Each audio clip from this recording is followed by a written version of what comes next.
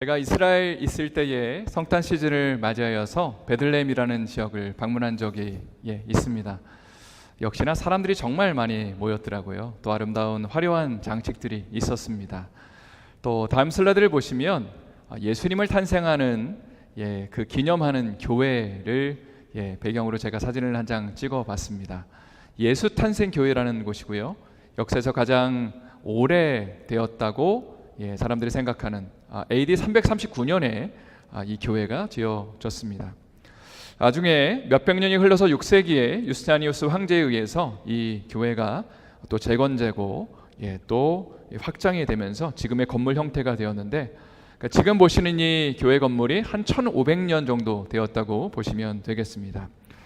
또 얼마 지나지 않아서 7세기에 이슬람 세력들이 이제 또 그 중동 지역을 장악하게 되고 특별히 이스라엘에도 이 이슬람 세력들이 들어오게 됩니다.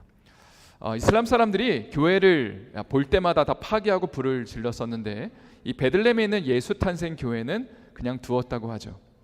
왜냐하면 예배당 안으로 딱 들어왔는데 여러 벽화들이 보이는데 자신들의 조상들과 좀 비슷하게 생긴 사람들의 그 모습을 한 동방 박사들이 그 벽화에 있었기 때문에 우리 조상들이 여기 왔구나라는 마음을 가지고 그 교회를 파괴하지 않고 그냥 두었다고 합니다.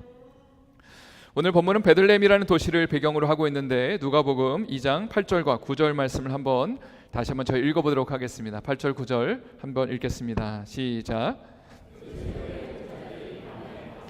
자기 형태를 지키더니 주의 사자가 곁에 서고 주의 영광이 그들을 두루 비춤에 크게 무서워하는지라. 오늘날 베들레헴에 가면 또 목자들의 들판 교회라는 곳이 있는데, 또 벽화를 하나 제가 소개하고 싶습니다. 천사들이 양틈에 자고 있었던 목자들을 깨워서 구세주의 탄생의 소식을 전하는 그런 모습을 표현하였습니다. 자료를 찾아보니까 목자들은 당시에 가난한 사람에 속해 있었다고 합니다. 그도 그럴 것이 목자들은 양들과 함께 시간을 주로 보냈죠. 밤낮 없이 양들을 돌보느라고 집에 잘 들어가지를 못했습니다. 또 어떤 지역의 양들이 풀을 다 뜯고 나면 다음 지역으로 가서 풀을 뜯겨야 되기 때문에 안식일을 지키는 것도 불가능했고, 또 예루살렘 성전에 가서 예배를 드리는 것도 불가능했습니다. 그래서 당시에 사람들이 별로 선호하는 직업이 아니었고 많은 돈을 벌 수도 없었습니다.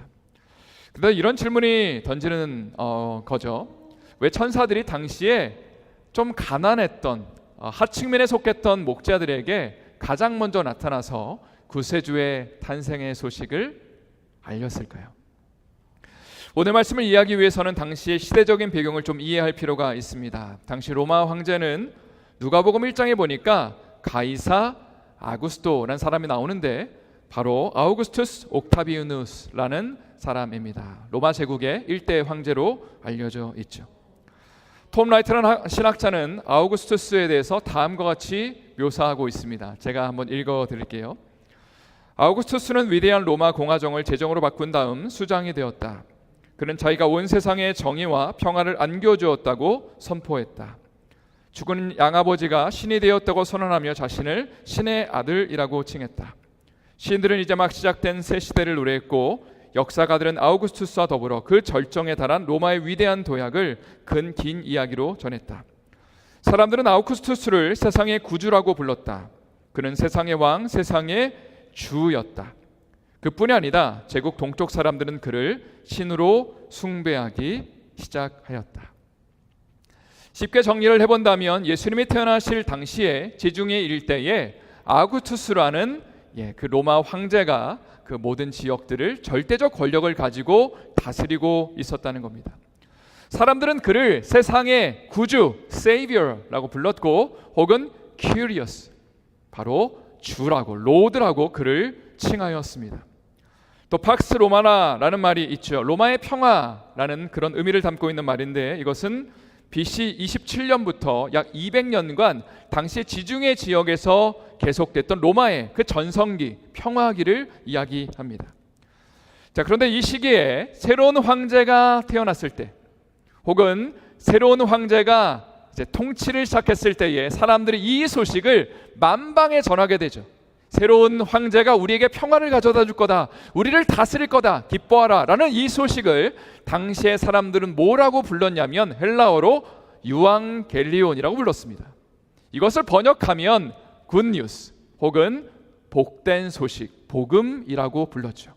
이 유앙겔리온이라는 말이 바로 로마 황제를 향해서 썼던 단어라는 거죠. 그런데 오늘 본문에서도 유앙겔리온, 복음이라는 단어가 등장합니다. 바로 누가복음 2장 10절 말씀인데 한번 다 같이 저희 읽어보도록 하겠습니다. 시작. 천사가 이르되 무서워하지 말라. 보라, 내가 온 백성에게 미칠 큰 기쁨의 좋은 소식을 너희에게 전하노라. 지금 천사는 목자들에게 온 세상에 미칠 정말 커다란 소식을 전하고 있죠. 이 기쁨의 소식을 전한다를 헬라어로 유앙겔리조라고 하는데 유앙겔리온과 같은 어원을 담고 있는 말입니다. 또 그 기쁜 소식의 내용이 11절에 나와 있는데 제가 읽어드리겠습니다. 오늘 다윗의 동네에 너희를 위하여 구주가 나셨으니 곧 그리스도 주시니라. 여기 등장하는 단어들, 기쁜 소식, 구주, 또 주, 이런 단어들은요 원래 로마 황제를 대상으로 썼던 단어들인데 예수님의 탄생을 향해서 구주가 나셨다, 그리스도 주이시다, 기쁜 소식을 들어라 라고 하나님의 말씀은 선포하고 있는 것입니다. 한번 이 두 사람을 비교해 보기를 원합니다. 한 사람은 엄청난 부와 권력과 어떤 절대적인 힘을 자랑하는 로마 황제이고요, 또 다른 한 사람은 가장 가난한 집에 태어난, 마국간에 태어난 아기입니다. 누가 진짜 이 땅 가운데 평화를 주고 기쁨을 주고 만족을 줄 수 있다고 여러분은 생각하십니까? 당시 사람들은 어떤 복음을 더 설득력 있다고 생각했을까요? 오늘날의 상황에서 이것을 한번 우리가 비유로 생각해 보면 좋을 것 같습니다. 현대사회가 추구하는 최고의 가치는 뭐니 해도 뭐가 최고예요? 머니가 최고입니다. 다 아시면서 모르시는 척을 하는 것 같습니다. 광고와 미디어를 보면 더 비싸고 좋은 것을 많이 소유하고 소비하는 사람들이 성공하고 행복한 삶을 살고 있다고 계속해서 외칩니다. 좋은 자동차나 명품 브랜드나 비싼 주택들은 성공과 지위를 상징합니다. 이런 소비가 사람들에게 존경과 인정을 받는 수단으로 사람들은 인식합니다. 사람들은 직업의 의미나 가치를 연봉이 얼마냐로 평가하고 따지죠. 이런 관점을 가지고 오늘 본문을 묵상해 본다면 우리에게 진짜 평화와 행복을 주는 대상은 예수님이 아니라 로마 황제겠죠. 또 세상이 우리에게 약속하는 것 같은 그런 물질적인 부요함이나 안락함이 우리의 삶에 복음의 소식처럼 들려지고 있죠. 그러나 성경은 예수 그리스도의 탄생이 우리의 삶의 진정한 복음, 복된 소식이 될 수 있다라고 이야기를 합니다.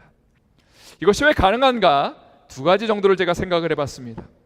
첫 번째, 성경은 이 세상의 삶이 영원하지 않고 유한하다고 이야기를 하고 있죠. 요한일서 2장 17절 말씀을 읽겠습니다. 시작. 이 세상도 그 정욕도 지나가되 오직 하나님의 뜻을 행하는 자는 영원히 거하느니라. 우리가 이 땅에 추구하는 것들은 일시적이고 그리고 일시적으로 달콤한 것처럼 보입니다. 그리고 행복을 보장해 주는 것처럼 보입니다. 세상은 우리에게 이런 말을 하죠. 너가 누리고 있는 권력과 돈과 명예와 쾌락들이 절대적인 거고 계속될 거야 라고 이야기를 합니다. 그것을 의지하라고 말을 하죠. 그러나 실제로 이런 것들은 일시적인 것이고 한계가 있는 것들입니다. 실제로 2000년 전 절대적 권력을 행사했던 로마 황제 역시도 모두 다 죽음을 맞이했죠. 마찬가지로 우리가 아무리 많은 돈을 갖고 있다 하더라도, 많은 인기와 권력을 갖고 있다 하더라도 우리는 언젠가 죽음이라는 것과 직면해야 합니다. 그러니까 진짜 복음의 소식이라는 것은 우리가 당면해야 되는 이 죽음을 넘어설 수 있는 소식이어야만 합니다. 두 번째, 성경은 모든 인간은 죄의 문제로 인해 고통받고 있다고 말하죠. 로마서 3장 23절 말씀 한번 다 같이 읽어보겠습니다. 모든 사람이 죄를 범하였음에 하나님의 영광에 이르지 못하더니. 여기 보니까 모든 사람이 죄를 지었고 그 결과가 뭐냐면 하나님의 영광에 이르지 못하였다. For short of the glory of God. 이 하나님의 영광이라는 개념이 무엇일까요? 하나님이 땅을 만드실 때에 인간에게 부어야 하셨던 하나님과 함께함으로부터 오는 그 기쁨과 그 충만함과 그 행복의 상태, 부족함이 없는 상태를 하나님의 영광이라고 표현하는데, 모든 인간이 하나님을 떠나서 자기의 길로 가니까 이 하나님의 영광과 멀어졌다. 그리고 모든 인간은 이 하나님의 영광을 잃어버렸기 때문에 이 영광을 대체할 만한 모조품들, 대체품들을 찾고 있다고 이야기를 하죠. 그것이 우리의 삶의 사랑이 될 수도 있습니다. 돈과 성공과 권력이 될 수도 있겠죠.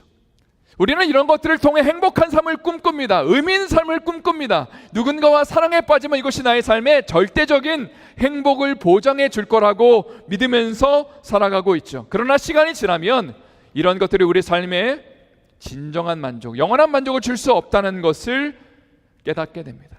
공허함과 허무함을 느끼게 되죠. 왜냐하면 이런 모든 것들은 하나님의 영광을 대체하는 가짜들이기 때문입니다. 그래서 우리에게는 진정한 복음의 소식이 필요한 것입니다. 성도 여러분, 그런데 예수님이 이 땅 가운데 태어나셨다는 이 소식이, 복된 소식이 이 땅 가운데 전해졌을 때에 당시의 사람들은 두 가지 부류의 반응을 보였습니다. 가령 헤롯 대왕은 구세주의 탄생의 소식을 들었을 때에 화를 냈습니다. 분노했습니다. 그리고 이렇게 생각했을 겁니다. 내가 이 땅의 왕인데, 이스라엘의 왕인데 나 말고 다른 왕이 태어났다고 하면서 2살 이하의 어린아이들, 베들레헴에 있는 그 어린아이들을 죽이게 되었죠.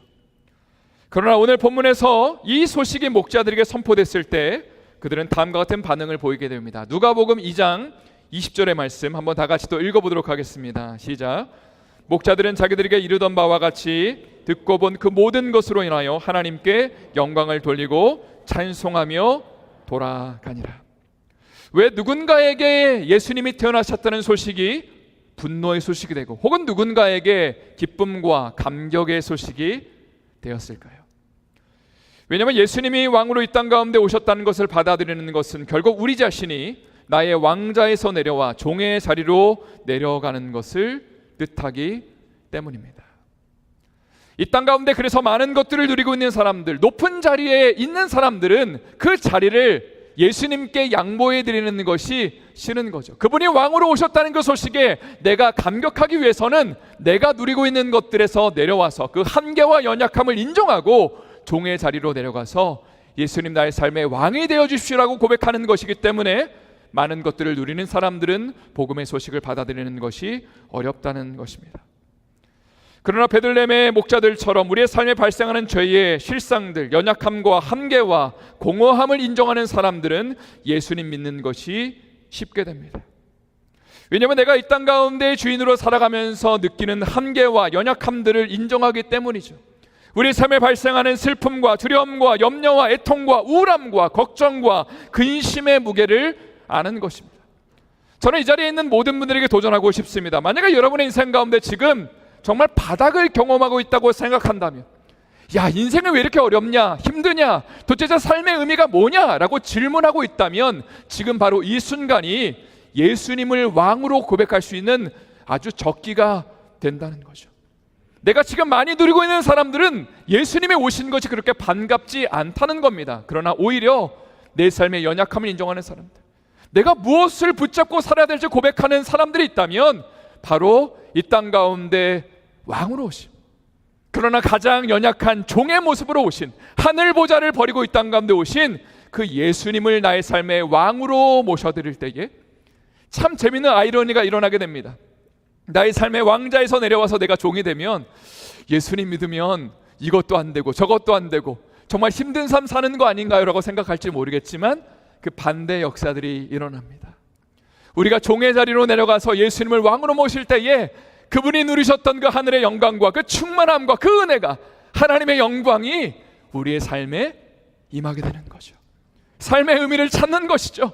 내 삶의 진짜 기쁨, 내 삶의 궁극적인 그 만족이 바로 예수님을 왕으로 모실 때에, 그분을 나의 삶의 주님으로 고백하며 나갈 때에 우리의 삶에 임하게 되는 것입니다. 이런 복된 복음의 소식이 우리의 삶 가운데, 여러분의 가정 가운데, 교회 가운데 넘쳐날 수 있기를 예수님의 이름으로 축원드립니다.